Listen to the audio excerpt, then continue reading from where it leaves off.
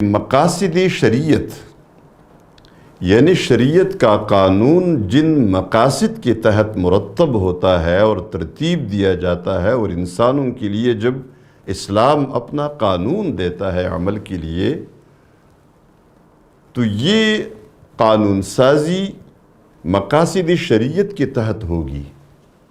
مقاصد شریعت 5 چیزیں، ویسے تو اس کی بڑی تفصیل ہے، لیکن آج کے ہمارے درس میں یہ 5 چیزیں جن کو مقاصد شریعت باقاعدہ کہا گیا ہے، اس میں سب سے پہلے شریعت کا جو بنیادی مقصد ہے وہ تحفظ دین ہے۔ اسلام ایک دین ہے، اس دین کی حفاظت سب سے مقدم اور سب سے پہلے ہے۔ تحفظ دین کے فوراً بعد دوسرے نمبر پہ تحفظ جان ہے۔ انسانی جان کی حفاظت، یعنی دین کی حفاظت کے بعد سب سے مقدم وہ انسانی جان کی حفاظت ہے، اور اس کے بعد انسان کی عقل کی حفاظت، تحفظ عقل، یہ جو انسانی جسم کے لیے اور انسانی جان کے لیے بنیادی ضرورت ہے۔ اور تحفظ نسل، یعنی اب دیکھیں اس طرح تحفظ دین، تحفظ جان، تحفظ نسل، تحفظ عقل، اور 5ویں نمبر پہ تحفظ مال۔ تو جن علماء نے اس کو ترتیب دی ہے، انہوں نے مال کو سب سے آخر میں رکھا ہے۔ وہ اس لیے کہ مال ان تمام کی حفاظت کے لیے لگایا جا سکتا ہے۔ مال سب سے پیچھے ہے، ان سب کے لیے مال کو قربان کیا جا سکتا ہے۔ دین کے لیے، اب دیکھیں سب سے پہلے دین ہے، تحفظ دین۔ اب دین کے تحفظ کے لیے جان، مال، نسل، عقل سب قربان کیا جا سکتا ہے۔ اس کے بعد تحفظ جان، اب تحفظ جان کے لیے پھر مال قربان کیا جا سکتا ہے۔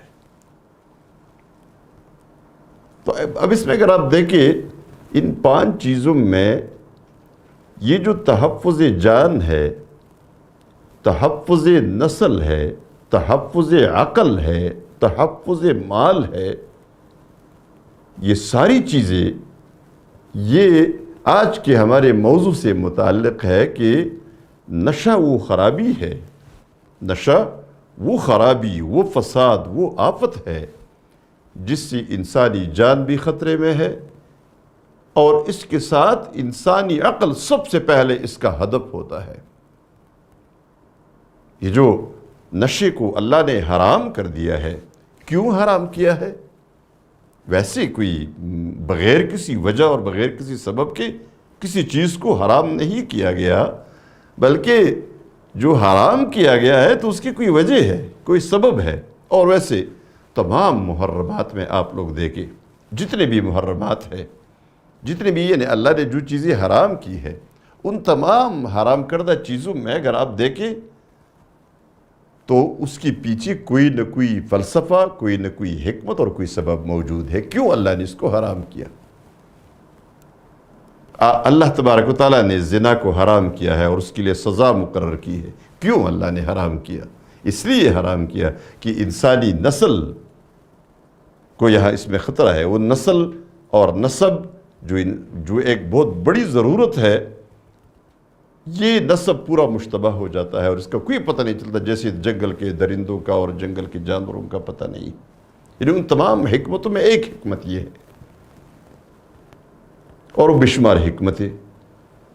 نشہ وہ خرابی ہے جس سے پوری انسانی زندگی کو خطرہ ہے، اس سے انسانی جان کو بھی خطرہ ہے، کیونکہ آخر کار وہ جان چلی جاتی ہے اس میں۔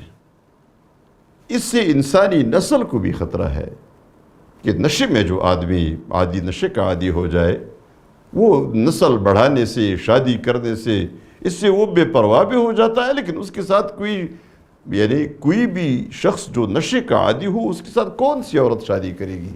ایک نشئی جو ایک پاگل، ایک مجنون سا لگتا ہے، اسی طرح انسانی عقل تو اس سے خرابی ہو جاتی ہے. ہم نے نشی لوگوں کو دیکھا ہے. اور مال کو بھی اس سے خطرہ ہے، اس لیے کہ جتنے پیسے اس کے پاس ہوتے ہیں وہ پورے کا پورا وہ اس نشے میں لگا دیتا ہے، اور وہ مزاج اس کا ایسے بن جاتا ہے نشے والے شخص کا کہ وہ اپنا پورا مال اپنے نشے کی اس چیز کے لیے، جو شراب وہ پیتا ہے یا وہ ہیروئن پیتا ہے، جو بھی ہے، وہ اپنا پورا مال اس پہ خرچ کر دیتا ہے، لیکن اس کو نشے کی وہ چیز ملنی چاہیے. لا الہ الا اللہ لا الہ